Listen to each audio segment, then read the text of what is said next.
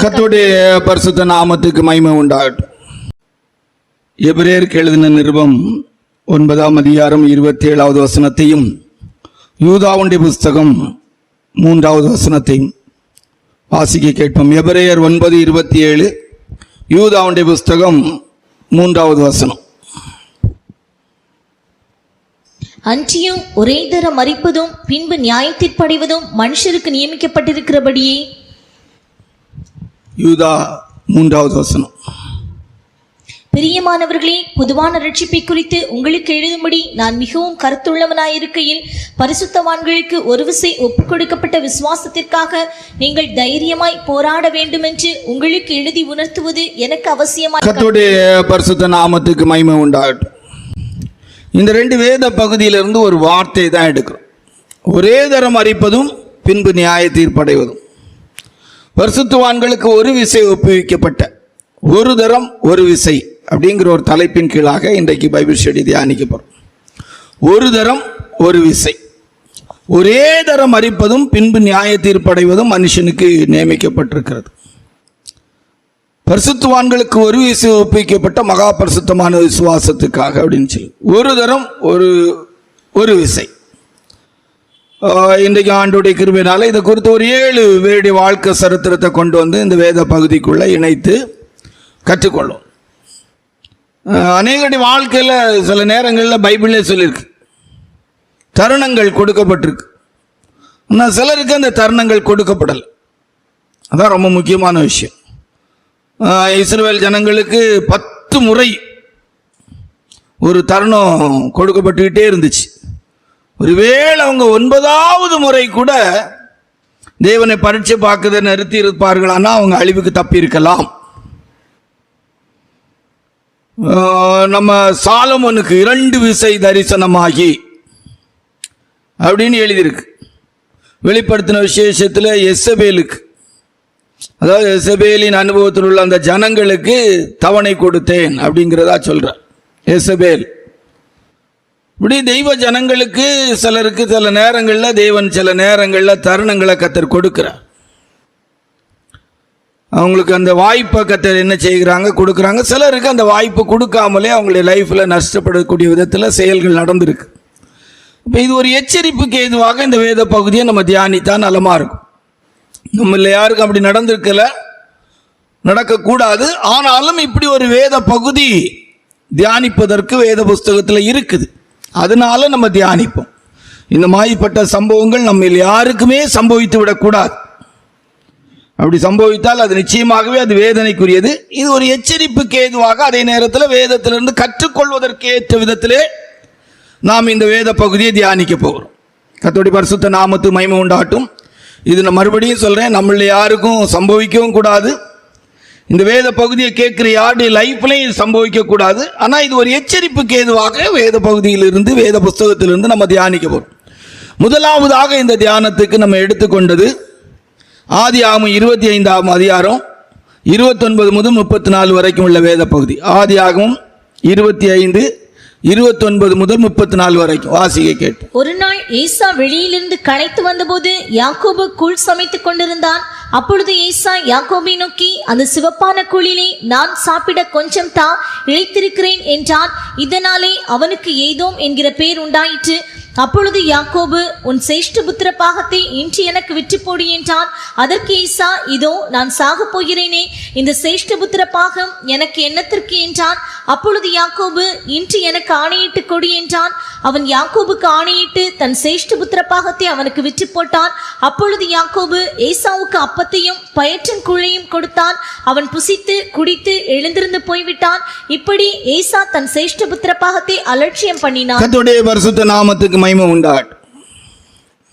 இப்போ ஒரு தரம் ஒரு நாள் பசி, அவன் தன்னுடைய சேஷ்டபுத்திர பாகத்தை அலட்சியப்படுத்திட்டான். அதுக்கு பிற்பாடு அது அவனுக்கு கிடைக்கல.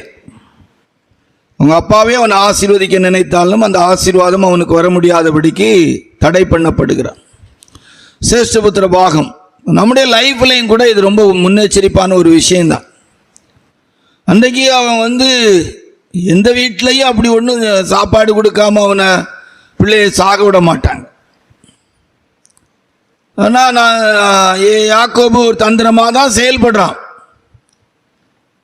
ஆனால் அவன் இந்த தந்திரத்துக்கு உட்பட்டு பைபிளில் சொல்லியிருக்கான், அவன் அலட்சியம் பண்ணினான். சேஷ்டபுத்திர பாகத்தை அலட்சியம் பண்ணினான். இன்னைக்கு அநேக கர்த்தருடைய பிள்ளைகளுடைய லைஃப்பில் இந்த அலட்சியம் இருக்குது. முதல்ல இது ஈசாக்குடைய குடும்பத்தில் நடந்த ஒரு சம்பவம்.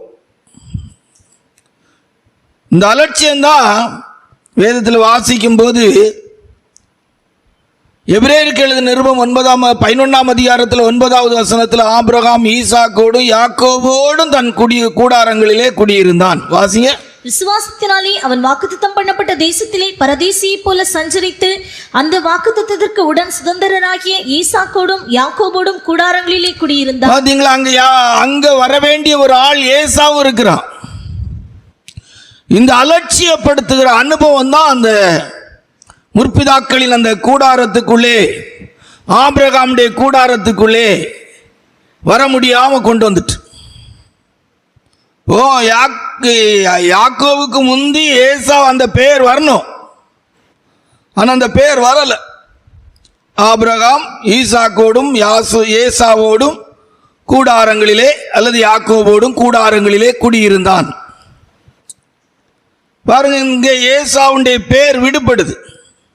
சேஷ்டபுத்திர பாகம் அலட்சியப்படுத்தப்பட்டதினால், சேஷ்டபுத்திர பாகத்தை அலட்சியப்படுத்தினதினால் இந்த கூடாரத்துக்குள்ள வரல. பொதுவாக ஒரு நம்முடைய வேத பாட கூட்டத்தில் பொதுவாக இதை குறித்து ஒரு சத்தியமாக சொன்னால், இன்னைக்கு உலகத்தில் நிறைய கிறிஸ்தவர்கள் இருக்கிறாங்க. நம்ம அடிக்கடி இதை குறித்து சொல்லும்போது 450 கோடி ஜனங்களுக்கு மேலே கிறிஸ்தவர்கள் என்கிற பெயரின் கீழே இருக்கிறாங்க. ஆனால் தப்பாக எடுத்துக்கொள்ளாதீர்கள், ஏறக்குறைய அதிகபட்சமான ஜனங்கள் இன்னும் கிறிஸ்தவ நாடு என்று சொல்லி டிக்ளேர் பண்ணப்பட்ட நாடுகள், அதாவது 98% மேலே கிறிஸ்தவங்க இருக்கிற நாடுகள் இருக்கிறது. 96-98% மேலே கிறிஸ்தவர்கள் இருக்கிற நாடு இருக்குது. அந்த நாடுகளில் இருக்கிறவங்கெல்லாம் இன்றைக்கு ஏசாவை போல சேஷ்டபுத்திர பாகத்தை அலட்சியப்படுத்தினவர்களாக இருக்கிறார். இன்றைக்கு இந்த சேஷ்டபுத்திர பாகம் என்பதை எதற்கு ஒப்பிடுகிறோம் என்று சொன்னால், எபிரேயருக்கு எழுதின நிருபம் 2ஆம் அதிகாரம் 14வது வசனத்தில் வாசிக்கும் போது இவ்வளவு பெரிய 2ஆம் அதிகாரம் 4வது வசனத்தில் வாசிக்கும் போது 2ஆம் அதிகாரம் 4வது வசனம் வாசியா. அடையாளங்களினாலும் அற்புதங்களினாலும் பலவிதமான பலத்த செய்கைகளினாலும் தம்முடைய சித்தத்தின்படி பகிர்ந்து கொடுத்த பரிசுத்தாவின் வரங்களினாலும் தேவன் தாமே சாட்சி கொடுத்ததுமாய் இருக்கிற இவ்வளவு பெரிதான ரட்சிப்பை குறித்து நாம் கவலையற்றிருப்போமானால் தண்டனைக்கு எப்படி தப்பித்துக் கொள்ளுவோம்? தண்டனைக்கு எப்படி தப்பித்துக் கொள்ளுவோம்?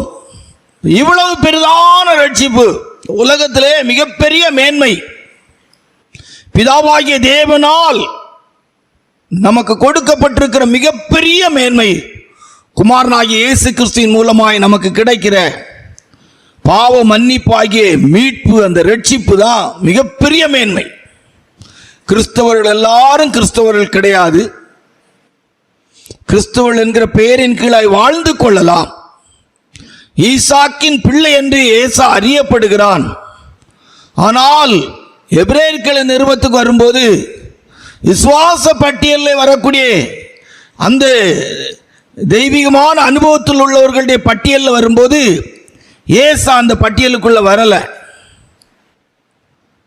இப்போ நம்முடைய லைஃப்ல நம்ம ஆராய்ந்து பார்க்கணும். இவ்வளவு பெரிதான ரட்சிப்பு, சேஷ்டபுத்திர பாகம் என்பது மிகப்பெரிய மேன்மை. அந்த காலங்களிலே தகப்பனுடைய ஆசீர்வாதம், பிதாவாகிய தேவனால் நமக்கு கிடைக்க பெற்றிருக்க மிகப்பெரிய ஆசீர்வாதம் ரட்சிப்பு.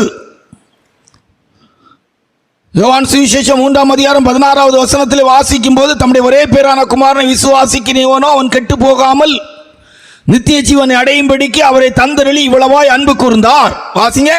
தேவன் தம்முடைய ஒரே பேரான குமாரனை விசுவாசிக்கிறவன் எவனோ அவன் கெட்டு போகாமல் நித்திய ஜீவனை அடையும்படிக்கு அவரை தந்தருளி இவ்வளவாய் உலகத்தில் அன்பு கூர்ந்தார். இவ்வளவாய் உலகத்தில் அன்பு கூர்ந்தார். இவ்வளவு பெரிதான ரட்சிப்பை குறித்து கவலையற்றிருப்போமானால் தண்டனைக்கு எப்படி தப்பித்துக் கொள்ளலாம்? எப்படி தப்பித்துக் கொள்ள முடியும்?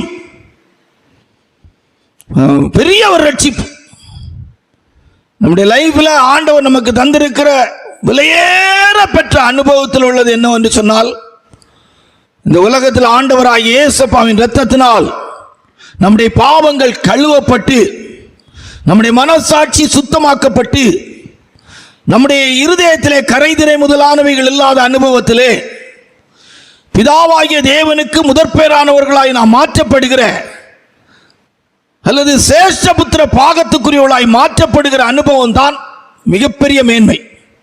அதே எபிரேயர் நிருபம் 11ஆம் அதிகாரத்தில் கடைசி வசனத்தில் அது அழகாய் அந்த எபிரேய நிருபக்காரர் எழுதுகிறார். நம்மை அல்லாமல் அவர்களெல்லாம் பூரணராக்கப்படாதபடிக்கு விசேஷித்த நன்மையான ஒன்றை, அந்த விசேஷித்தமான நன்மை என்னவென்று சொன்னால், ஆண்டவராகிய இயேசு கிறிஸ்துவின் மூலமா இந்த புதிய ஏற்பாட்டு காலத்திலே நமக்கு கிடைக்க பெற்றிருக்கிற அந்த ரட்சிப்பு தான் விசேஷித்த நன்மை. வாசிங்கள். அவர்கள் நம்மையல்லாமல் பூரணராகாதபடிக்கு விசேஷித்த நன்மையானதொன்றை தேவன் நமக்கென்று முன்னதாக நியமித்திருந்தார். பார்த்தீங்களா? இப்போ நம்முடைய லைஃப்ல ரொம்ப மிகப்பெரிய ஆசீர்வாதம் இந்த ரட்சிப்பின் அனுபவம் தான். புதிய ஏற்பாட்டு காலத்து ஜனங்களுக்கு அடையாளமாகத்தான் அன்றைக்கு ஈசாக்குடைய பிள்ளைகளே ஏசா அலட்சியப்படுத்தி சொந்தத்திலே வந்தார், சொந்தம் புறக்கணித்தது என்று சொன்னது போல எழுத்தின்படியே யூதர்களான ஜனங்கள் இந்த ரட்சிப்பை அலட்சியப்படுத்தி கனி கொடுக்கிறவள் பக்கமாய் தேவனுடைய ராஜ்யம் மாற்றப்பட்ட அனுபவத்திலே இன்றைக்கு ரட்சிப்பு நமக்குரியதாய் மாற்றப்பட்டிருக்கிறது. தெய்வ பிள்ளைகள் இன்றைக்கு தேவனுக்கு மகிமை செலுத்த கடமைப்பட்டிருக்கிறோம்.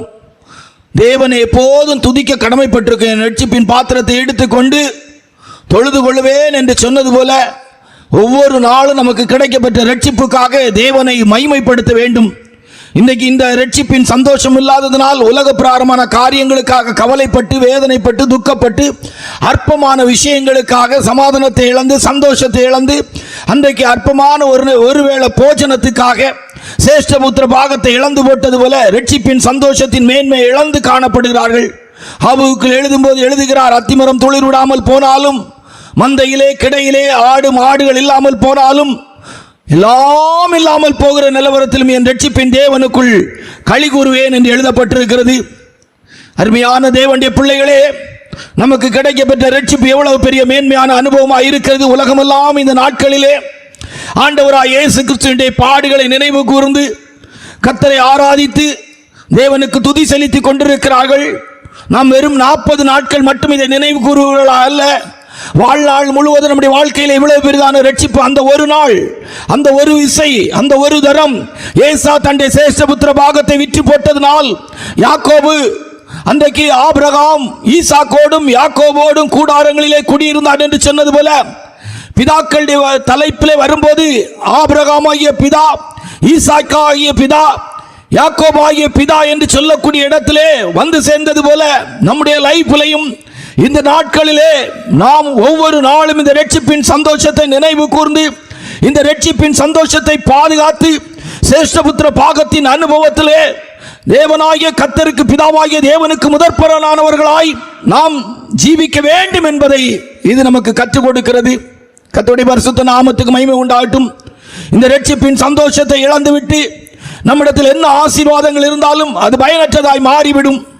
சேஷ்டபுத்திர பாகத்தை இழந்த ஏசா ஒரு நாளிலே யாக்கோபை பார்த்து சொல்லுறான், எனக்கு எல்லாம் இருக்கு போதும் என்று சொல்லக்கூடிய இடத்திலே ஏசா ஒரு பிச்சைக்காரனாய் மாறி சாகவில்லை. ஏதோமின் வம்சம் என்பது ஒரு சாதாரணப்பட்ட வம்சமாய் வாழவில்லை.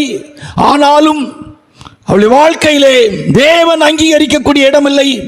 அவன் அழுது கஞ்சி மனமாறுதலை காணவில்லை என்று எழுதப்பட்டிருக்கிறது. அருமை சகோதரனே, சகோதரியே, அருமை தேவனுடைய பிள்ளையே, உன்னுடைய வாழ்க்கையில் இந்த ரட்சிப்பின் சந்தோஷத்தின் அனுபவம் இல்லாமல் இந்த ரட்சிப்பின் மேன்மையை நீ இழந்து இதை அலட்சியப்படுத்தி இந்த பூமியிலே சபையிலே ஒரு ஊழியனாய் விசுவாசிகளாய் நீங்கள் ஏசாவை போல எல்லாம் எனக்கு இருக்கிறது என்கிற விதத்தில் நீங்கள் வாழ்ந்து முடிக்கலாம். ஆனால் நீங்கள் அலட்சியப்படுத்தின இந்த ரட்சிப்பின் அனுபவம், இந்த ரட்சிப்பின் சந்தோஷம் நமக்குள்ளே நிலை கொண்டிராவிட்டால், இந்த மேன்மையான அனுபவம் சேஷ்டபுத்திர பாகத்தின் அனுபவத்திலே நாம் வாழாவிட்டால், ஒரு தரம் ஒரு விசை என்று சொல்லப்பட்டது போல ஏசாவை போல தள்ளப்பட்டவளாய் புறக்கணிக்கப்பட்டவளாய் மாற முடியும் என்பதை இந்த வேத பகுதி நமக்கு எச்சரிப்பாய் சொல்லிக் கொண்டிருக்கிறது. கர்த்தருடைய பரிசுத்த நாமத்துக்கு மகிமை உண்டாகட்டும். ஒரு தரம் ஒரு விசை என்பதிலே ஏசா சேஷ்டபுத்திர பாகத்தை அலட்சியப்படுத்தினதை கொண்டு வந்து நம்முடைய வாழ்க்கையிலே ரட்சிப்பின் சந்தோஷத்துக்கு ஒப்பனையாய் ஒப்பிட்டு பேசியிருக்கிறோம். இரண்டாவதாக அப்போஸ்தலர் நடவடிக்கைகள் 5ஆம் அதிகாரம் 1-10 வரைக்கும் வாசித்தால், ஒரு தரம் ஒரு விசை என்பதற்கு அப்போஸ்தலர் நடவடிக்கைகள் 5ஆம் அதிகாரம் 1-10 வரைக்கும் வாசித்தால், வாசிங்கள். அனனியா என்னும் பேருள்ள ஒருவனும் அவனுடைய மனைவியாகிய சப்பீராளும் தங்கள் காணியாட்சியை விற்றார்கள். தன் மனைவி அறிய அவன் கிரயத்திலே ஒரு பங்கை வஞ்சித்து வைத்து ஒரு பங்கை கொண்டு வந்து அப்போஸ்தலருடைய பாதத்திலே வைத்தான். பேதுரு அவனை நோக்கி, அனனியாவே, நிலத்தின் கிரயத்தில் ஒரு பங்கை வஞ்சித்து வைத்து பரிசுத்த ஆவியினிடத்தில் பொய் சொல்லும்படி சாத்தான் உன் இருதயத்தை நிரப்பினதென்ன? அதை விற்கும் முன்னே அது உன்னுடையதா இருக்கவில்லையோ? அதை விற்ற பின்பும் அதன் கிரயம் உன் வசத்தில் இருக்கவில்லையோ? நீ உன் இருதயத்திலே இப்படிப்பட்ட எண்ணம் கொண்டதென்ன? நீ மனுஷரிடத்தில் அல்ல தேவனிடத்தில் பொய் சொன்னாய் என்றான். அனனியா இந்த வார்த்தைகளை கேட்கவே விழுந்து ஜீவனை விட்டான். இவைகளை கேள்விப்பட்ட யாவருக்கும் மிகுந்த பயம் உண்டாயிற்று. வாலிபர் எழுந்து அவனை சேலையில் சுற்றி வெளியே எடுத்துக்கொண்டு போய் அடக்கம் பண்ணினார்கள். ஏறக்குறைய 3 மணி நேரத்துக்கு பின்பு அவனுடைய மனைவி நடந்ததை அறியாமல் உள்ளே வந்தாள். பேதுரு அவளை நோக்கி, நிலத்தை இவ்வளவுக்கு தானா விற்றீர்கள்? எனக்கு சொல் என்றான். அவள், ஆம், இவ்வளவுக்கு தான் என்றாள். பேதுரு அவளை நோக்கி, கர்த்தருடைய ஆவியை சோதிக்கிறதற்கு நீங்கள் ஒருமனப்பட்டதென்ன? இதோ உன் புருஷனை அடக்கம் பண்ணினவர்களுடைய கால்கள் வாசற்படியிலே வந்திருக்கிறது, உன்னையும் வெளியே கொண்டு போவார்கள் என்றான். உடனே அவள் அவனுடைய பாதத்தில் விழுந்து ஜீவனை விட்டாள். கர்த்தருடைய பரிசுத்த நாமத்துக்கு மகிமை உண்டாட்டும். ஒரு தரம் ஒரு விசை காணிக்கைக்காக அப்படிலாம் சொல்ல மாட்டோம். இப்போ கருத்தை மட்டும் சொல்லிட்டு போகிறோம். இந்த குறிப்பில் ரொம்ப பெரிய விளக்கம் சொல்ல மாட்டோம். அனனியா சப்பீராள் இந்த கணக்கில் முதல்ல விசுவாசிகள் எல்லாம் சொல்கிறத விட ஊழியக்காரர்களை தான் முதல்ல சொல்லணும். இன்றைக்கு அப்போஸ்தலர் என்று சொன்னால் அப்போஸ்தலருடைய முதல் குவாலிஃபிகேஷனே என்னன்னு அப்போஸ்தலருக்கு தெரியலை. அப்போஸ்தலர் பிரதிஷ்டை என்று சொன்னாலே என்னன்னே தெரியலை. அப்போஸ்தலருடைய பிரதிஷ்டை அப்படின்னா திருமணமாகாமல் இருக்கிறது தான் அப்போஸ்தலருடைய பிரதிஷ்டை அப்படிங்கிறதா நினைத்து கொள்ளுகிறார்கள். அப்போஸ்தலருடைய பிரதிஷ்டை அப்படின்னு சொன்னாலே அப்போஸ்தலருடைய 2ஆம் அதிகாரத்திலே வித்து கொண்டு வந்ததெல்லாம் பகிர்ந்து பிரித்து கொடுத்து பொதுவாக அனுபவித்தார்கள். ஒரு நல்ல அப்போஸ்தலன், நல்ல திருமணமாகாத ஒரு ஊழியக்காரன்னு சொன்னால், அப்போஸ்தலர் அழைப்புக்குரியவனாக இருக்கிறான் என்று சொன்னால், அவனுடைய லைஃப்பில் வேறு எதுவும் இல்லை, பணத்தை முதல்ல பகிர்ந்து கொடுக்கிறவனாக இருக்கணும். சேர்த்து வச்சு இடம் வாங்கணும், கட்டடம் கட்டணும், அதை அனுபவிக்கணுங்கிறதெல்லாம் ரெண்டாவது விஷயம். முதல்ல கிடைக்கிறதெல்லாம் இல்லாதவர்களுக்கெல்லாம் பகிர்ந்து கொடுக்கக்கூடியவராக அந்த ஊழியக்காரர் இருக்க வேண்டும். இன்றைக்கு அதை பார்க்கிறது ரொம்ப கடினமாயிற்று. 2ஆம் அதிகாரத்திலே ஜனங்களெல்லாம் வித்து பிறக்கி கொண்டு வந்து கொடுத்தாங்க. 3ஆம் அதிகாரத்திலே அப்போஸ்தலனாகிய பேதுரு யோவானும் சப்பானியை சந்திக்கும் போது, வெள்ளியும் பொன்னும் என்னிடத்திலே எங்களிடத்திலே இல்லை, இயேசுவின் நாமத்திலே எழுந்து நட என்று சொல்கிறார்கள். இன்றைக்கு தமிழ்நாட்டில் இருக்கிற எண்ணி முடியாத ஊழியர்களிடத்தில் இருக்கிற தங்கம், வெள்ளி, பணம், பொருள், சொத்து வசதிகள் எல்லாம் எடுத்தா, சில ஸ்தாபனங்கள் சேர்த்து வச்சிருக்கிறதெல்லாம் எடுத்து பார்த்தா ஆச்சரியமாக இருக்கிறது. இதில் அப்போஸ்தலருடைய பிரதிஷ்டை என்று சொல்லி என் போன்றவர்கள் பேசி கொள்ளுகிறது வேற ரொம்ப பெருசாக இருக்கு. அப்போஸ்தலருடைய பிரதிஷ்டையினுடைய அனுபவத்தில் இருக்க வேண்டியது என்னங்கிறதே இன்றைக்கு தெரியாதவர்களாய் மாறிவிட்டார்கள். விசுவாசிகளுக்கு உதவி செய்கிறது, இல்லாதவர்களுக்கு பகிர்ந்து கொடுக்கிறதெல்லாம் இன்றைக்கு ஊழியர்களிடத்தில் இல்லாத ஒரு காரியமாய் மாறிவிட்டது. திருமணமானவங்கன்னா அவங்க குடும்பத்துக்காக சேர்க்கிறது, அவங்க பிள்ளைகளுக்காக சேர்க்கிறது, கோடிக்கணக்கான பணம் செலவழித்து தன்னுடைய பிள்ளைகளை திருமணம் நடத்துகிறது, பிள்ளைகளுக்கு சேர்த்து வைக்கிறது, இடங்கொள்ளாத அளவுக்கு சொத்து சேர்க்கிறது. இது திருமணமான ஊழியர்களுடைய அனுபவமாக இருக்கிறது. திருமணமாகாத ஊழியர்களுடைய அனுபவம் என்று சொன்னால், அவங்களுடைய வாழ்க்கை ஒரு காலத்தில் நாங்கள்லாம் ஊழியத்தின் ஆரம்ப நாட்களில் பார்க்கும்போது, விசுவாசிகளுடைய குடும்பங்களில் கஷ்டங்கள் இருக்குமானால், பசி பட்டினி வறுமைகள் இருக்குமானால், அவளை விசாரித்து அந்த குடும்பத்தில் இருக்கிற கஷ்டங்கள், வேதனைகள், பசி பட்டினிகள் மாறுவதற்கேற்ற விதத்திலே ஊழியர்கள் செயல்பட்ட காலங்கள் இருந்திருக்கிறது. இன்றைக்கு அப்படியெல்லாம் செயல்படுகிற அனுபவம் இல்லை. பணம் கொடுக்கிற, நல்ல காணிக்கை கொடுக்கிற விசுவாசிகளுக்கு மரியாதை கொடுக்கிற இடம் வந்திருக்கிறது. வாங்கி வாங்கி இடம் வாங்குறதும், கட்டடம் கட்டுறதும், சேர்த்து வைக்கிறதும், ஒரு விசுவாச வீட்டில் வேலை செய்கிற ஜனங்களுக்கு கூட நல்ல சாப்பாடு கொடுக்கறதுக்கு கூட மனசு இல்லாத அளவுக்கு இன்றைக்கு இருக்கிற அப்போஸ்தலருடைய பிரதிஷ்டை என்று சொல்லக்கூடிய ஊழியர்களும் மாறிக்கொண்டிருக்கிறோம். விசுவாசிகளுக்காகத்தான் நாங்க என்று சொல்லுவார்கள். ஆனால் உண்மையாய் பகிர்ந்து கொடுக்கக்கூடிய அனுபவம் இல்லை. ஆகையால் முதலாவது அனனியா சப்பீராள் என்கிறதான அவர்களுடைய வாழ்க்கை ஒரு தரம் ஒரு திசை என்கிற இடத்தை கொண்டு வரும்போது இன்றைக்கு எண்ணி முடியாத ஊழியர்களுடைய வாழ்க்கை பொய்யின் ஆவியின் அனுபவத்தோடு கூட அன்றைக்கு அனனியாவை பொய் சொல்லும்படி அசுத்தாவி நிரப்பினது போல, பொய்யின் ஆவியால் நிரப்பினது போல, பொய்யின் ஆவியினால் அவர் நிரம்பி இருந்தது போல இன்றைக்கும் கூட பணத்தின் நிமித்தமாக ஒரு பொய்யின் ஆவி நிரம்பி இருக்கிறது. பழைய ஏற்பாட்டு காலத்திலே கேயாசி என்கிறதான ஒரு மனுஷனும் கூட இந்த பொய்யின் ஆவியோடு தான் காணப்பட்டான். நாகமானுக்கு பின்பாக போய் அந்த பொருளெல்லாம் வாங்கி கொண்டு வந்து வைத்துவிட்டு எலிசாவுக்கு முன்பாக வந்து நின்றான். எலிசா கேட்டான், எங்கே இருந்து வருகிறார்? நான் ஒரு இடத்துக்கும் போகவில்லை என்று சொன்னான். அந்த நாளிலே அவனுக்கு பிடிச்ச குஷ்டம் அவன் சந்ததியை விட்டே போகவில்லை.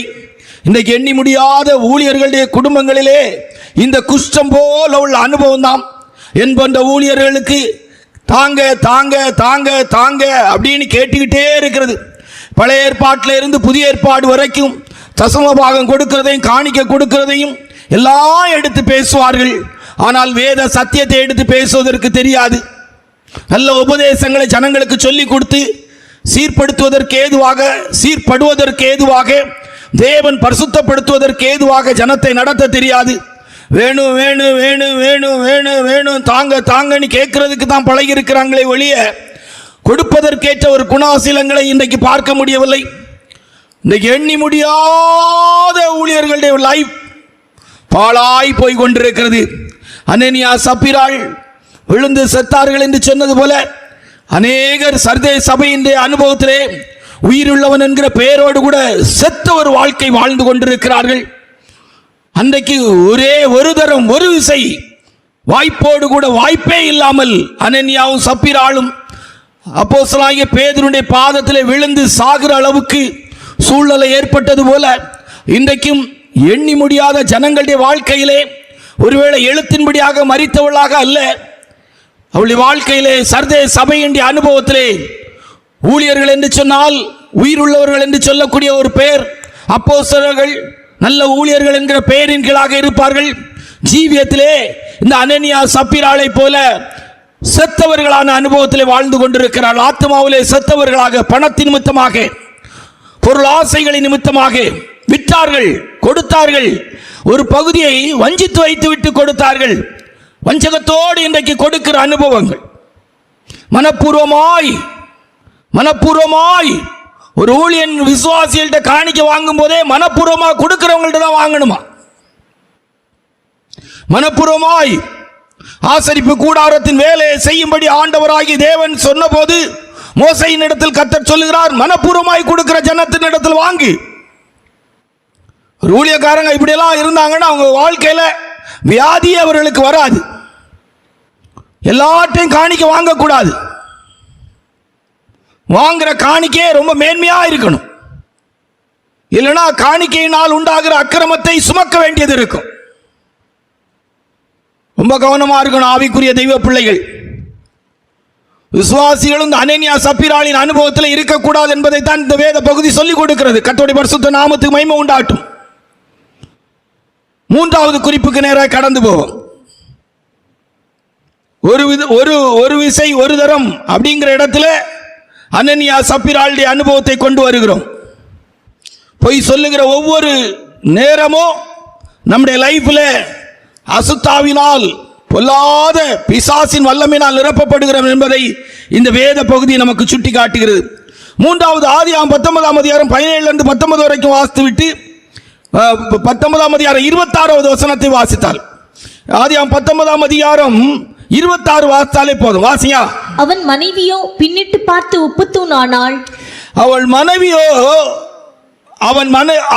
லோத்துடைய மனைவியோ பின்னிட்டு பார்த்து உப்பு தூணாளாள்.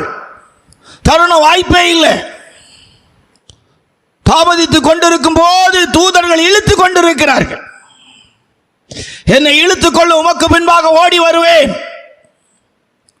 ஆண்டவருடைய அன்பு ஆபிரகாமுடைய மன்றாட்டுக்கு இணங்கி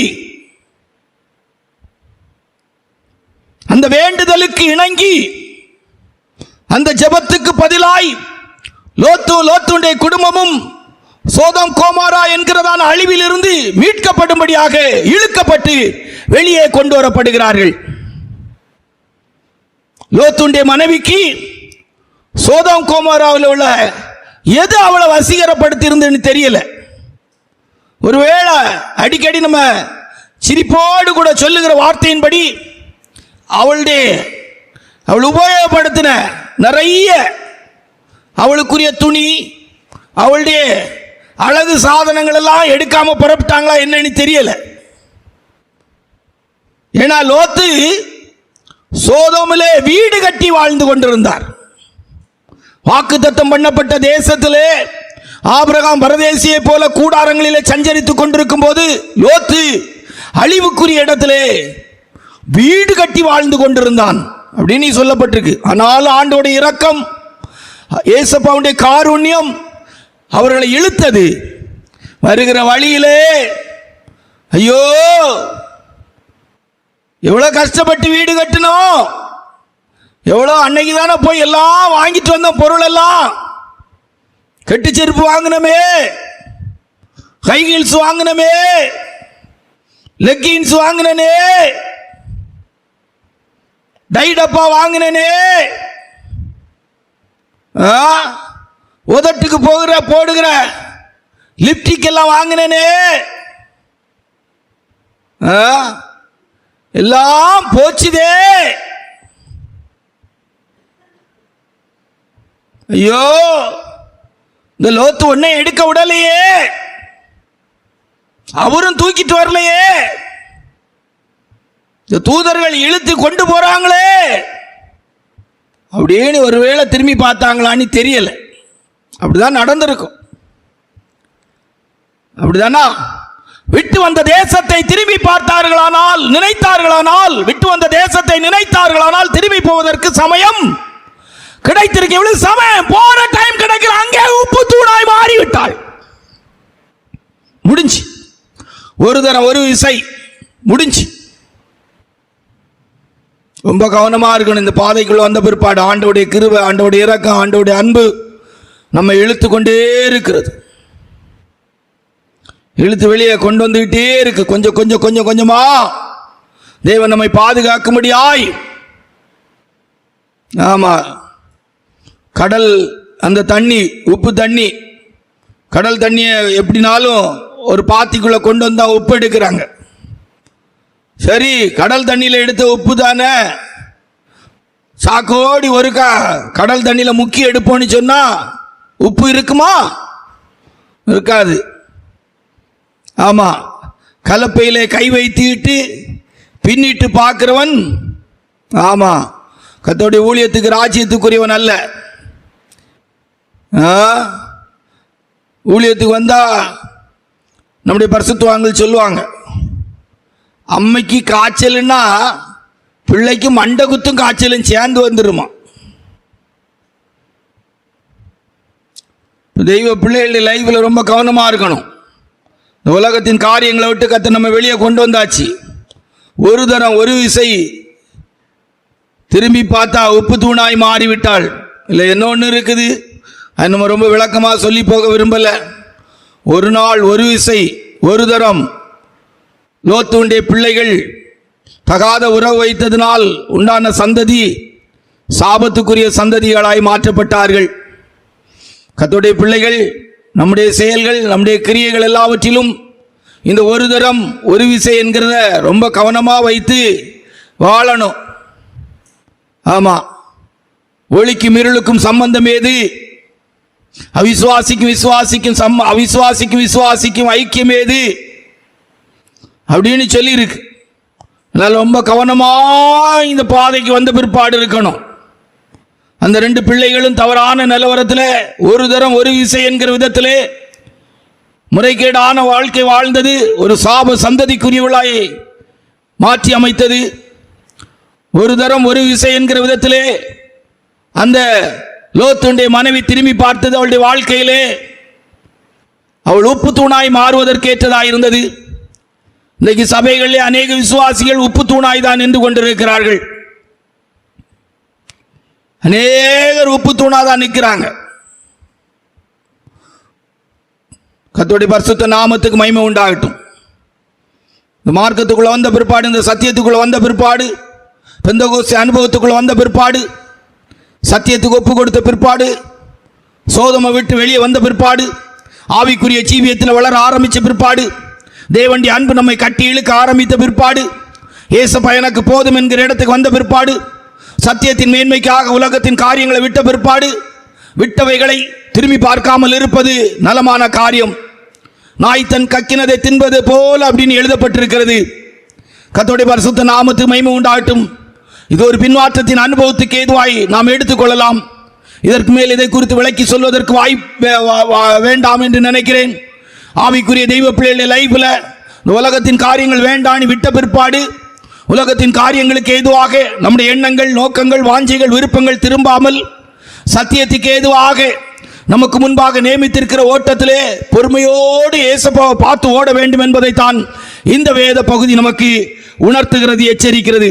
நான்காவதாக அப்போஸ்தலர் நடவடிக்கைகள் 12ஆம் அதிகாரம் 21 23 வரைக்கும் வாசித்தால், அப்போஸ்தலர் நடவடிக்கைகள் 12ஆம் அதிகாரம் 21 23 வரைக்கும் வாசித்தால், வாசிங்கள். குறித்த நாளிலே ஏரோது ராஜவஸ்திரம் தரித்துக் கொண்டு சிங்காசனத்தின் மேல் உட்கார்ந்து அவர்களுக்கு பிரசங்கம் பண்ணினான். அப்பொழுது ஜனங்கள், இது மனுஷ சத்தம் அல்ல, இது தெய்வ சத்தம் என்று ஆர்ப்பரித்தார்கள். அவன் தேவனுக்கு மகிமையை செலுத்தாதபடியினால் உடனே கர்த்தருடைய தூதன் அவனை அடித்தான். அவன் புழுத்து இறந்தான். கர்த்தருடைய பரிசுத்த நாமத்துக்கு மகிமை உண்டாகட்டும். தேவனுக்கு மகிமையை செலுத்தாததால் இதை பேசும்போது கூட மனசுல உணர்த்தப்படுறேன். எண்ணி முடியாத ஊழியர்களுக்கு வர்ற வியாதிகளுக்கெல்லாம் ஒரு காரணம், கர்த்தருக்கு மகிமை செலுத்தாமல் சுய மகிமையை தேடுகிறதுனால தான் சில ஊழியர்களுக்கெல்லாம் பொல்லாத வியாதிகள் வருதோ என்று நினைக்க வேண்டியதற்கு என்னை சேர்த்து. கர்த்தருக்கு மகிமையை செலுத்தாததனால், ரோமருக்கு எழுதின 1ஆம் அதிகாரத்தில் சொல்லியிருக்கும், தேவனை அறிந்த பிற்பாடும் தேவன் என்று மகிமைப்படுத்தாததனால் இழிவான இச்சை ரோகங்களுக்கு ஒப்பு கொடுத்தார். ஒரு தரம் ஒரு விசை ஏரோது என்கிற ஒரு புறச்சாதிய ராஜா தேவனை மகிமைப்படுத்தாதனால் புழுத்து சாகிற விதத்திலே கர்த்தர் அடித்தார் என்று எழுதப்பட்டிருக்கு. கர்த்தருடைய தூதன் அடித்தான் என்று எழுதப்பட்டிருக்கிறது. மறுபடி ஒரு முறை கூட அந்த வேத பகுதியை வாசித்தால், ஒருவேளை அந்த சத்தியத்தை கேட்கிற உங்களுக்கு இது ஒரு எச்சரிப்பாய் இருக்கும். வாசியுங்கள். குறித்த நாளிலே ஏரோது ராஜவஸ்திரம் தரித்துக் கொண்டு சிங்காசனத்தின் மேல் உட்கார்ந்து அவர்களுக்கு பிரசங்கம் பண்ணினான். அப்பொழுது ஜனங்கள், இது மனுஷ சத்தம் அல்ல, இது தெய்வ சத்தம் என்று ஆர்ப்பரித்தார்கள். அவன் தேவனுக்கு மகிமையை செலுத்தாதபடியினால் உடனே கர்த்தருடைய தூதன் அவனை அடித்தான். அவன் புழுத்து இறந்தான். அவன் புழுத்து இறந்தான். எண்ணி முடியாத ஊழியர்கள் புனிதனும் புகழென்னும் புற்றுநோயால் சாவான். எண்ணி முடியாத ஊழியர்களுடைய வீழ்ச்சிக்கு காரணம் தெய்வ ஜனங்கள் புகழ்ந்து பேசுற, ஐயோ பிரதர், பாஸ்டர், என்ன பாட்டு, என்ன ஆட்டம், என்ன டான்ஸ், எப்படி இருக்கு தெரியுமா உங்க பிரசங்கம், செத்தம். டிஎல் மோடி ஐயா பிரசங்கம் பண்ணி முடிச்ச போது ஒருத்தங்க போய் சொன்னாங்களாம், உங்க பிரசங்கம் ரொம்ப நல்லா இருந்துன்னு சொல்லி. ஸ்டேஜுக்கு அவங்க தான் முதல்ல போய் சொன்னாங்களா, நீங்க சொல்றதுக்கு முன்னாலே ஒருத்தங்க சொல்லிட்டு போயிட்டாங்கன்னு சொன்னாங்களாம். யாருன்னு கேட்டாங்களாம், சாத்தான்னு சொன்னாங்களாம். அல்லேலூயா. ஆமா, ஏசாயாவுடைய புஸ்தகத்திலே 14ஆம் அதிகாரம் 13வது 14வது வசனத்தை வாசிக்கும் போது, தூதர்களுடைய வீழ்ச்சிக்கு நான் வானத்துக்கு ஏறுவேன், உன்னதமானவருக்கு ஒப்பாவேன். வாசிங்க. நான் வானத்துக்கு ஏறுவேன், நான் வானத்துக்கு ஏறுவேன், தேவனுடைய நட்சத்திரங்களுக்கு மேலாக என் சிங்காசனத்தை உயர்த்துவேன், வடபுறங்களில் உள்ள ஆராதனை கூட்டத்தின் பர்வதத்திலே வீற்றிருப்பேன் என்றும், நான் மேகங்களுக்கு மேலாக உன்னதங்களில் ஏறுவேன், உன்னதமானவருக்கு ஒப்பாவேன் என்றும் நீ உன் இருதயத்தில் சொன்னாயே. முடிஞ்சு. ஒரு தரம் ஒரு விசை பெருமை, பெருமை. சிலருக்கெல்லாம் படிப்பு, அழகு, அந்தஸ்து ஒண்ணுமே இருக்காது. கொஞ்சம் போல பணம் இருந்துட்டுனா, சிலது கொஞ்சம் கலர் வெள்ளையா இருந்துட்டுனா அதுக்கு இருக்கிற ப்ரௌடு, கொஞ்சம் போல முடி, அடிக்கடி நம்ம சொல்றது போல. ஆமா, இருக்க 4 முடியையும் கலர் அடிச்சு அடிச்சு அப்படி ஒரு மாதிரி பெருமை. இன்னும் பெருமை சிலருக்கெல்லாம். பெருமை உள்ளவர்களுக்கு தேவன் எதிர்த்து நிற்கிறார். தானியேலின் புஸ்தகம் 4ஆம் அதிகாரம் 30-32 வரைக்கும் வாசிதான். நேபுகாத் நேச்சர் சொல்றார், வாசிங்க. தானியேலின் புஸ்தகம் 4ஆம் அதிகாரம் 30-32 வரைக்கும் வாசிக்கும் போது வாசிங்க. இது என் வல்லமையின் பராக்கிரமத்தினால் என் மகிமை பிரதாபத்துக்கு என்று ராஜ்யத்துக்கு அரமனையாக நான் கட்டின மகா பாபிலோன் அல்லவா என்று சொன்னார். இந்த வார்த்தை ராஜாவின் வாயில் இருக்கும் போதே வானத்திலிருந்து ஒரு சத்தம் உண்டாகி, ராஜாவாகிய நேபுகாத் நேச்சாரே, ராஜ்யபாரம் உன்னை விட்டு நீங்கிற்று, மனுஷரின் என்று தள்ளப்படுவாய், வெளியின் மிருகங்களோட சஞ்சரிப்பாய். கர்த்தருடைய பரிசுத்த நாமத்தை மகிமை உண்டாகட்டும். இந்த வேத சத்தியத்தை சொல்லும் போதே மனசுல உணர்த்தப்படுறேன். இந்த புஸ்தகங்கள்ல சகோதரர் போனதுனால், சகோதரர் போகிற இடத்துல அப்படின்னு சொல்லி பெரிய சாட்சியெல்லாம் போடுவாங்க அற்புத அடையாளங்களுக்கு. இவங்க எல்லா ஊழியர்களையும் நீங்க எடுத்து பாருங்க, ஆஸ்பத்திரி போறவனா தான் இருப்பான், ஆஸ்பத்திரி போறவங்களா தான் இருப்பாங்க. சுய மகிமையை தேடுகிறவன். ஆண்டவர் இயேசப்பா தன்னில் தான் ஜீவனுடையவரோ வெளிப்பட்ட போது, நான் சுயமாய் வரவில்லை, சுயமாய் பேசவில்லை, சுயமாய் ஒன்றும் செய்யவில்லை, தன்னுடைய பேரு பிரஸ்தாபத்துக்காக புஸ்தகத்தில் மோதந்தோறும் போட்டுக்கிட்டு இருக்கான். மோதந்தோறும் ஆஸ்பத்திரி போறது டெய்லி மாத்திரத்தினதும் குறைகிறது கிடையாது. கிருபை. எல்லாரிலும் அதிகமாய் பிரயாசப்படுகிறேன், நான் அல்ல, எனக்கு அளிக்கப்பட்ட கிருபை. கிருபை. கிறிஸ்துவனே கூட சிலுவையில் அறையப்பட்ட நாயினும் பிழைத்திருக்கிற நான் அல்ல. சகோதரர் போகிறதுனால், சகோதரர் நடத்தின கூட்டங்களிலே நடக்குது.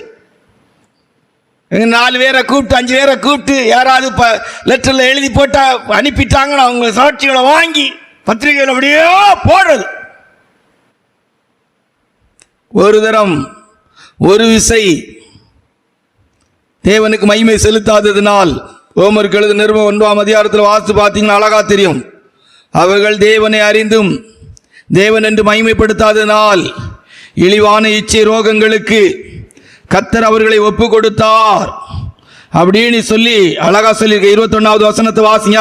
அவர்கள் தேவனை அறிந்தும் அவரை தேவன் என்று மகிமைப்படுத்தாமலும் ஸ்தோத்திரியாமலும் இருந்து தங்கள் சிந்தனைகளினாலே வீணரானார்கள். உணர்வில்லாத அவர்களுடைய இருதயம் இருள் அடைந்தது. 26வது வசனத்தை வாசிங்க. இது நிமித்தம் தேவன் அவர்களை இழிவான இச்சை ரோகங்களுக்கு ஒப்பு கொடுத்தார். இழிவான இச்சை ரோகங்களுக்கு ஒப்பு கொடுத்தார்.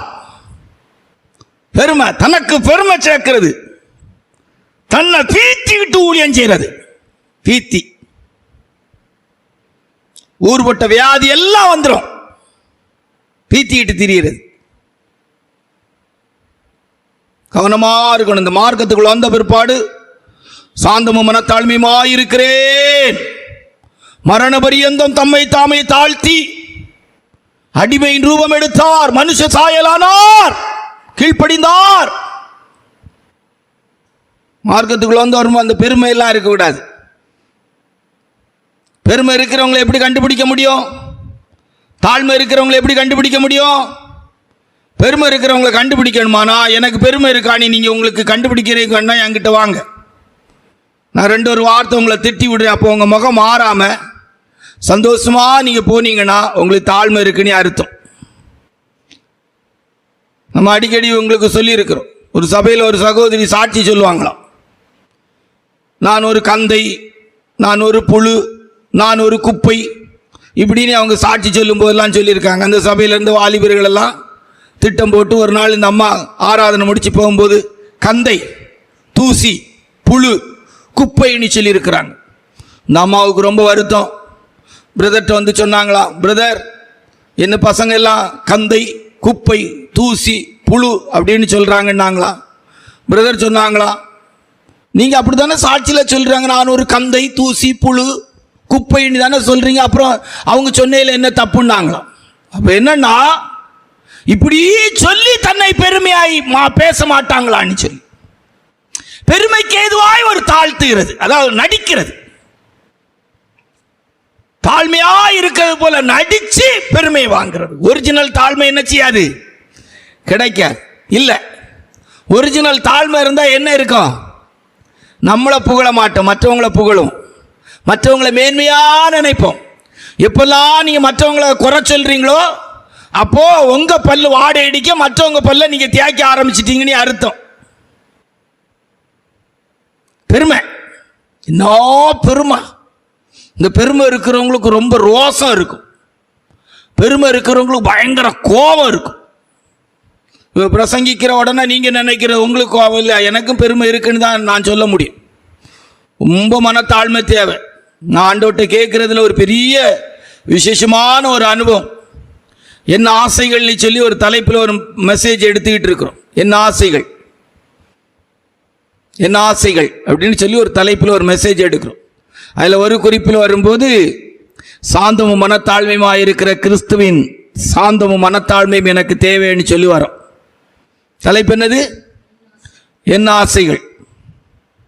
சரியா? நீங்களும் போய் வேணா வீட்டில் இந்த பிரசங்க தலைப்பை டெவலப் பண்ணுங்க. கர்த்தருடைய பரிசுத்த நாமத்துக்கு மகிமை உண்டாகட்டும்.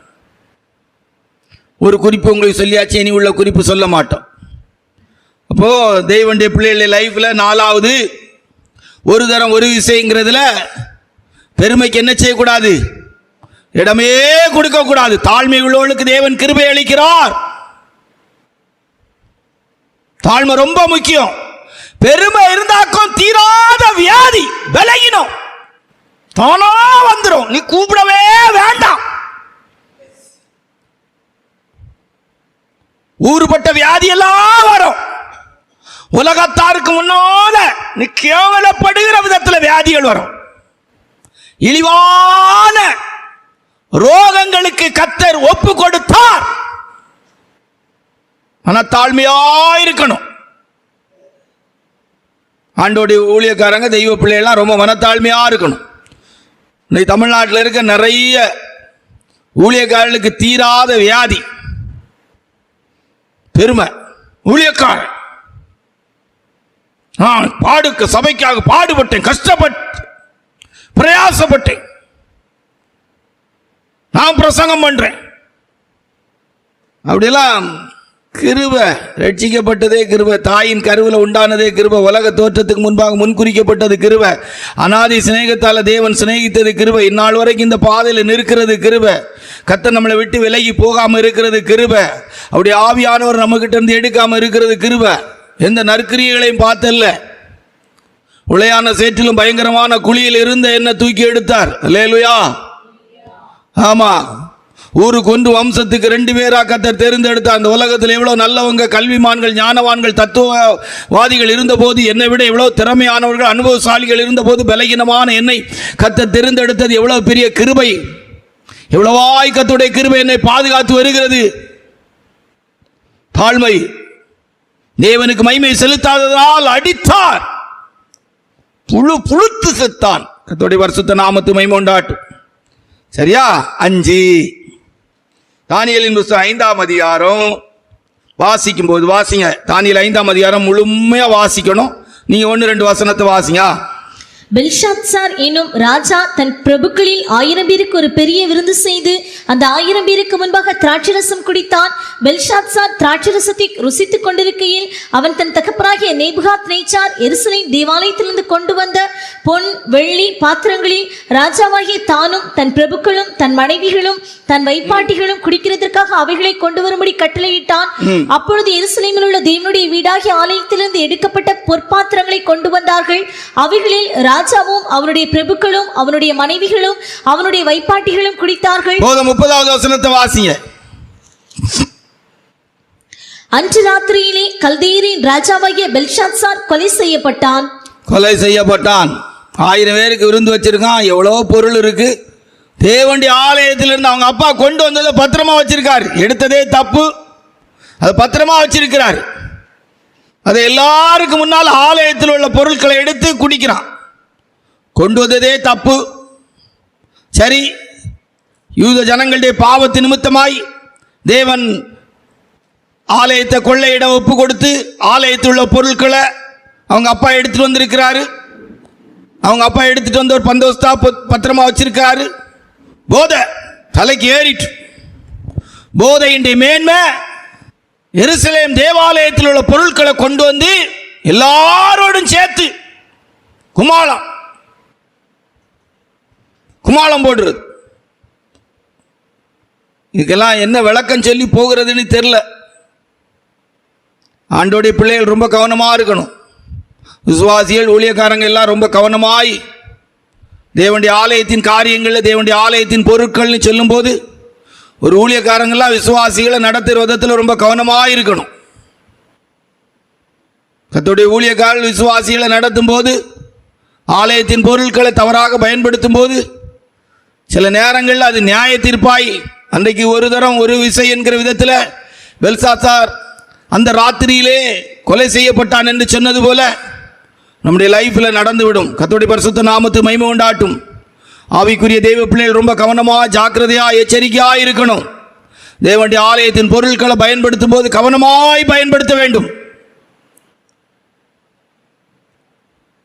தெய்வீகமான விதத்தில் டீல் பண்ணணும். மாம்சீகமான அனுபவத்தில் அதில் டீலிங் இருக்கவே கூடாது. மாம்சீகமான டீலிங் சில நேரங்களில் கொண்டு வந்து வித்தியாசமாக நிறுத்திடும். எனக்கு தெரிஞ்ச விதத்தில் இந்த பிரதிஷ்டையான ஊழியங்களுக்கு வந்துட்டு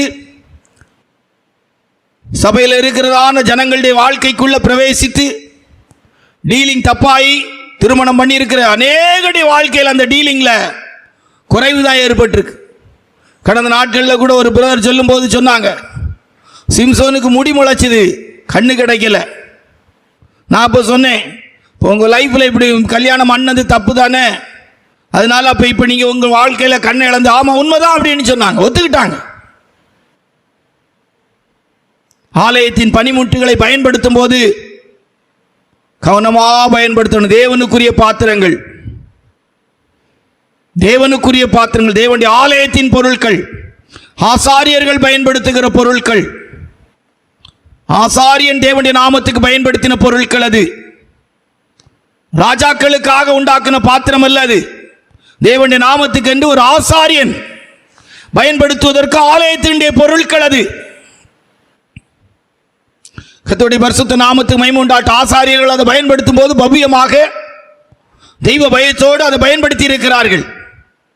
அவனுக்கு அந்த மேன்மையே தெரியல, குடிக்கிறதுக்கு பாத்திரங்களை பயன்படுத்தி இருக்கான். எவ்வளவு துணிகரம் பாருங்க. கர்த்தருடைய பரிசுத்த நாமத்துக்கு மகிமை உண்டாட்டும். ஒரு ஆசாரியன் ஒரு ஆலயத்தில் இருக்கிற பனிமுட்டுகளை பயன்படுத்தும் போது அவனுக்கு பிரமாணங்கள் இருக்கிறது. அந்த பிரமாணத்துக்கு உட்பட்டு அந்த பாத்திரங்களை அவன் பயன்படுத்துவான். அப்படி அவன் பயன்படுத்துறதுனால அவன் தப்பிக்கப்பட்டுக்கிட்டே இருந்தான். கர்த்தருடைய பரிசுத்த நாமத்துக்கு மகிமை உண்டாட்டும். ஆவிக்குரிய தெய்வ பிள்ளைகளுடைய லைஃப்ல நம்ம ரொம்ப கவனமா இருக்கணும். அப்போ இன்றைக்கு நம்முடைய ஜீவியத்தில் இந்த பெரிய ராஜா பெல்சாசார், அதெல்லாம் ஆண்டவருக்கு தெரியாது, தெரிய வேண்டிய அவசியம் இல்லை. அந்த ராத்திரியிலே கொல்லப்பட்டான்.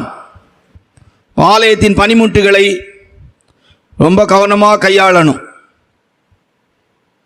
அது அவங்க அப்பா ரொம்ப கவனமாக வச்சுட்டு போனார். மகனுக்கு அது தெரியலை, மேன்மை தெரியலை, தவறாக யூஸ் பண்ணதுனால அந்த ராத்திரியிலே கொல்லப்பட்டான். கர்த்தருடைய பரிசுத்த நாமத்துக்கு மகிமை உண்டாகட்டும். அப்போ ஆவிக்குரிய தெய்வ பிள்ளைகளை ஊழியக்காரங்களானால் அவங்கள ரொம்ப கவனமாக பரிசுத்தமானவர்களாய் நடத்தணும். அதுக்கு மாறாக நடத்தினா அந்த ஊழியக்காரனுக்கு கண்டிப்பாக தப்பு, அவனுக்கு சில தண்டனைகள் கண்டிப்பாக கிடைக்கும். அது கண்டிப்பாக கிடைக்கும். ஆலயத்தின் பனிமுட்டுகள், கர்த்தருடைய பனிமுட்டுகள், கர்த்தருடைய பரிசுத்த நாமத்துக்கு மகிமை உண்டாகட்டும். எஸ்தரின் புஸ்தகம் 1ஆம் அதிகாரம் 10-12 வரைக்கும் வாசித்தால், எஸ்தரின் புஸ்தகம் 1ஆம் அதிகாரம் 10-12 வரைக்கும் வாசித்தால், 6வது வாசியா. 7ஆம் நாளிலே ராஜா திராட்சரசத்தினால் களிப்பாய் இருக்கும்போது மகா ரூபவதியாய் இருந்த ராஜஸ்திரியாகிய வஸ்தியின் சௌந்தரியத்தை ஜனங்களுக்கும் பிரபுக்களுக்கும் காண்பிக்கும்படி ராஜகிரீடம் தரிக்கப்பட்டவளாக அவளை ராஜாவுக்கு முன்பாக அழைத்து வர வேண்டும் என்று ராஜாவாகிய அகாஸ்வேருவின் சமூகத்தில் சேவிக்கிற மெகுமான், பிஸ்தா, அர்போனா, பிக்தா, அபக்தா, சேதார், கர்காஸ் எனும் 7 பிரதானிகளுக்கும் கட்டளையிட்டான். ஆனாலும் பிரதானிகள் மூலமாய் ராஜா சொல்லி அனுப்பின கட்டளைக்கு ராஜஸ்திரியாகிய வஸ்தி வரமாட்டேன் என்றாள். அப்பொழுது ராஜா கடுங்கோபம் அடைந்து, போதும், கர்த்தருடைய பரிசுத்த நாமத்துக்கு மகிமை உண்டாகட்டும். ஒரு தரம் ஒரு விசை வஸ்தியை கூப்பிட்டு அனுப்பினார் ராஜா அழகை காண்பிக்கும்படியாக. உன்னத பாட்டின் புஸ்தகம் 2ஆம் அதிகாரம் 14வது வசனத்திலே, உன் முகரூபத்தை காண்பி, என் புறாவே, என் உத்தமியே, என் சகோதரியே, என் மனவாளியே, அப்படின்னு என் ராஜஸ்திரியே அப்படின்னு அழைக்கிற அந்த சகோதரனுடைய முகரூபத்தை காட்டு அப்படின்னு சொல்றார். வாசியா. கண்மலையின் வெடிப்புகளிலும் சிகரங்களின் மறைவிடங்களிலும் தங்குகிற என் புறாவே, உன் முகரூபத்தை எனக்கு காட்டு. உன் முகரூபத்தை காட்டு, உன் தாழ்மையின் முகரூபத்தை காட்டு, உன் அன்பின் முகரூபத்தை காட்டு, உன் சகிப்பின் முகரூபத்தை காட்டு. இல்லை, நான் காட்ட மாட்டேன். என் கோப முகரூபத்தை நான் காட்டுகிறேன். என் கீழ்ப்படியாமையின் முகரூபத்தை நான் காட்டுகிறேன். என் எரிச்சலின் முகரூபத்தை நான் காட்டுகிறேன். என் கசப்பின் முகரூபத்தை காட்டுகிறேன். காட்டினா தள்ளிடுவார்.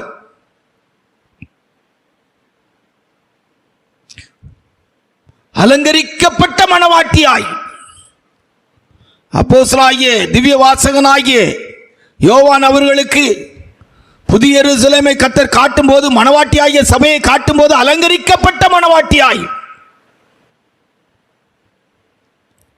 ராஜஸ்ரீ உள்ளான பூரண மகிமை உள்ளவள் என்று எழுதப்பட்டிருக்கிறது. உள்ளான ஜீவியத்திலே தெய்வீக சுபாவத்தின் அழகோடு நாம் மற்றவர்களுக்கு முன்பாக காட்சி அளிக்க வேண்டும். ராஜாதி ராஜாவாகிய இயேசு கிறிஸ்துவுக்கு மணவாட்டியாய் மனைவியாய் வாழ்ந்து கொண்டிருக்கிற தெய்வ பிள்ளைகள், ஆட்டுக்குட்டியானுடைய கல்யாணம் வந்தது, மனைவி தன்னை ஆயத்தப்படுத்தினாள் என்று சொன்னது போல தெய்வீக சுபாவத்தினால் ஆயத்தமாய் கொண்டிருக்கிற தெய்வ பிள்ளைகள் தங்களுடைய முக ரூபங்களை காட்டுவதற்கு, எப்போதும் தங்களுடைய அழகை காட்டுவதற்கு ஆயத்தமாய் இருக்க வேண்டும். நம்முடைய தாழ்மை மேன்மை மற்றவர்களுக்கு தெரியணும். உங்கள் சாந்த குணம் உலகத்துக்கு தெரிந்திருக்கட்டும் என்று எழுதுகிறார். எல்லாருக்கும் தெரிந்திருக்கட்டும் என்று சொல்லுகிறார். பூமியில் இருக்க எல்லா மனுஷர்களிலும் நீ சாந்த குணம் உள்ளவன் என்று சொல்லி ஆண்டவராகிய தேவன் இயேசுப்பா மோசேயை குறித்து சாட்சி கொடுக்கிறார். ஆவிக்குரிய தெய்வ பிள்ளைகளுடைய வாழ்க்கையில ஒரு தரம் ஒரு விசை வஸ்தி தன் அழகை காட்டுவதற்கு கீழ்ப்படிந்து வராததினால், அவளுக்குள்ளே அழகு இருந்தது உண்மை, அவள் அழகுள்ளவளா இருந்தது உண்மை, ஆனால் அழகை வெளிப்படுத்துவதற்குரிய கீழ்ப்படிதல் இல்லாமல் இருந்ததினால் அவள் நஷ்டப்பட்டு போனால். அபிஷேகம் பெற்ற தெய்வ பிள்ளைகளுக்குள்ளே ஆவிக்குரிய தெய்வீக சுபாவத்துக்குரிய கனிகள் உள்ள அனுபவங்கள் இருக்கிறது.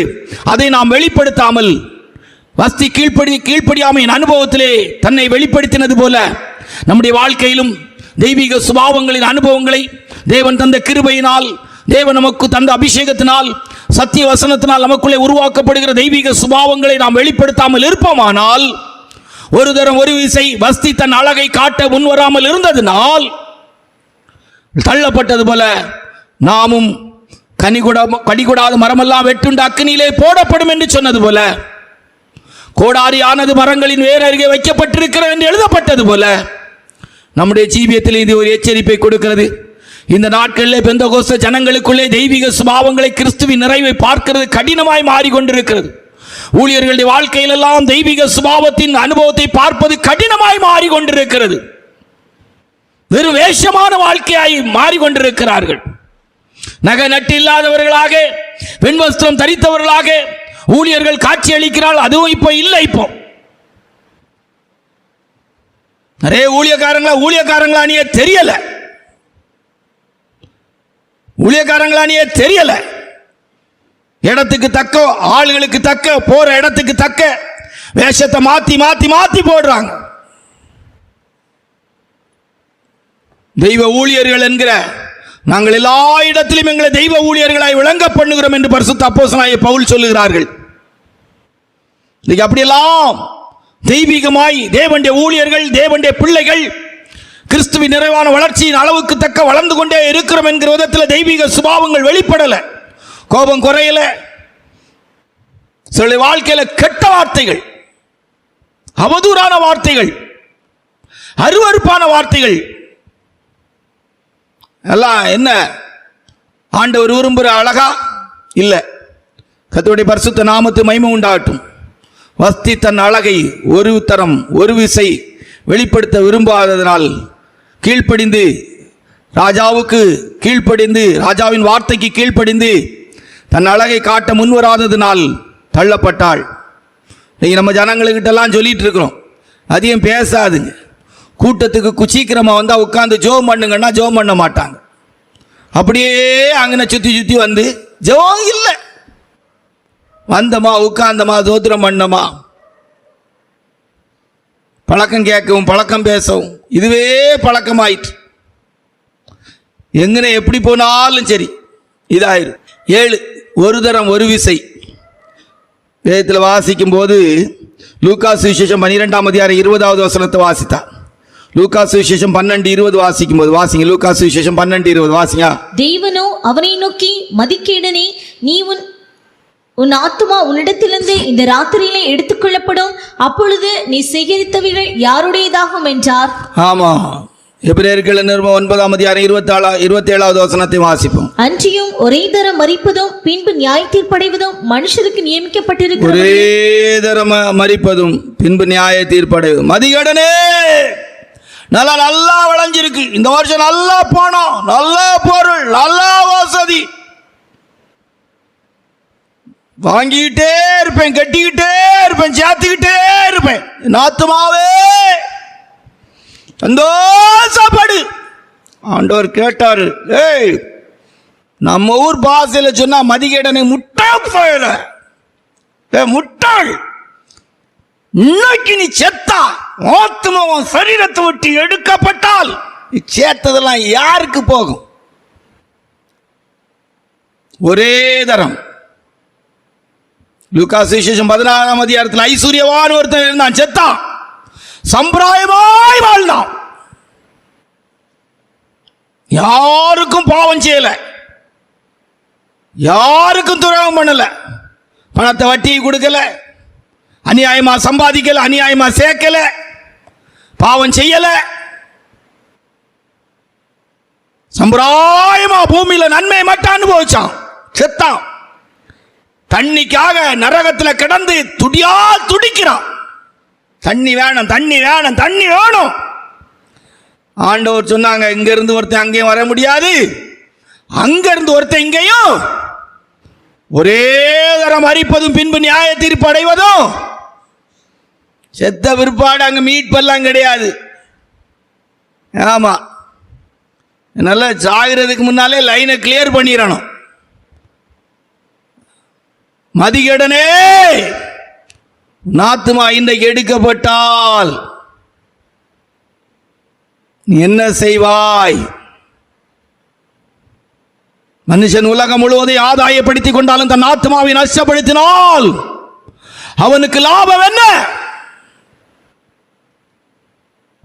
ஆவிக்குரிய தெய்வ பிள்ளைகள் ஒரு தரம் ஒரு விசை ரொம்ப கவனமா இந்த சத்தியத்தை கேட்டு, ஆண்டவர் கிருபை ஐயோ இரக்கமாய் 1000 தலைமுறைக்கு இரக்கம் செய்கிற தேவனாய் நமக்கு இருக்கிறார். ரொம்ப ஜாக்கிரதையா ரொம்ப கவனமா இந்த பாதையில போடும். தவறிட்டோ திருப்பி ரொம்ப கஷ்டமாயிரும். சரியா? அடுத்தவங்களை பார்த்து அடுத்தவங்களுக்கு பதில் கொடுக்கணும், அடுத்தவங்களை சரிப்படுத்தணுங்கிற வேலையெல்லாம் நம்ம கையாளக்கூடாது. நம்ம லைஃப்பை நம்ம பார்க்கணும். நமக்குள்ளே கிறிஸ்து உருவாக்கப்பட வேண்டும். நான் தேவனாய் வாழ வேண்டும். ஒரு தலைப்பு இருக்கு. இந்த பூமியில நீங்களும் நானும் தேவனாய் வாழ்கிற ஒரு பகுதி இருக்கு. தேவனாய் வாழணும். தேவன் மனிதனை சிருஷ்டித்த போது தம்முடைய சாயலின்படி தம்முடைய ரூபத்தின்படி உண்டாக்கினார். உங்கள் பிதா பூரண சற்குணராய் இருப்பது போல நீங்களும் இருக்கணும். பூமியில் வாழும் போதே தேவனா வாழ்ந்துட்டு சாகணும். அவன் தான் நித்தியத்தில் தேவனை போல இருப்பான். எப்படி வாழ்ந்துடலாம், எப்படியும் போயிடலாம், இருக்கலாம், எனக்கு தெரியல. வாழ்கிற ஒரு வாழ்க்கை ஒரு தரம் ஒரு விசை. செத்த பிற்பாடு மண்ணுல கொண்டு எப்படி வேணா வைப்பாங்க. நாம போற இடம் நமக்கு நல்லா தெரிஞ்சிருக்கணும். அல்லேலூயா. கற்ற வித்தை எதுவும் நரகத்தில் பலிக்காது. உன் சம்பன்ன வித்தையிலோடு வந்து நில்லு. அங்கே போய் ஆள் சேர்க்கவும் முடியாது, அங்கே போய் என்னவும் செய்ய முடியாது, அங்கே கோவப்படவும் முடியாது, அங்கே சண்டை போடவும் முடியாது, அங்கே முறுமுறுக்கவும் முடியாது, முறையிடவும் முடியாது. உன் படம் ஒன்றும் அங்கே ஒர்க் அவுட் ஆகாது.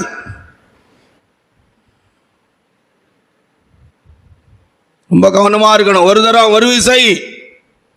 கோழி சொல்லவும் முடியாது, குண்டனி சொல்லவும் முடியாது, கிழவிகள் பேச்சின்னையுமாய் பேசிக்கிட்டு தெரிய முடியாது. அங்கே ஒரு கதையும் நடக்காது. தண்ணிக்கே வழி இருக்காது. குடிக்க தண்ணிக்கு கூட கிடையாது, குடிக்கிற வெள்ளம் கூட கிடைக்காதுன்னே மாதிரி. இங்கதான் நம்ம அஞ்சா மஞ்சா மஞ்சா மஞ்சா மஞ்சான்னு சொல்லி என்னத்தையா சொல்லிக்கிடணும். இங்க ஞஞ்சா முஞ்சா ஞஞ்சா முஞ்சாலாம் உயிர் போக வரைக்கும் தான். போன பிற்பாடு ஞஞ்சா முஞ்சா ஒன்றும் நடக்காது. பயபக்தியோடு ஓடணும்.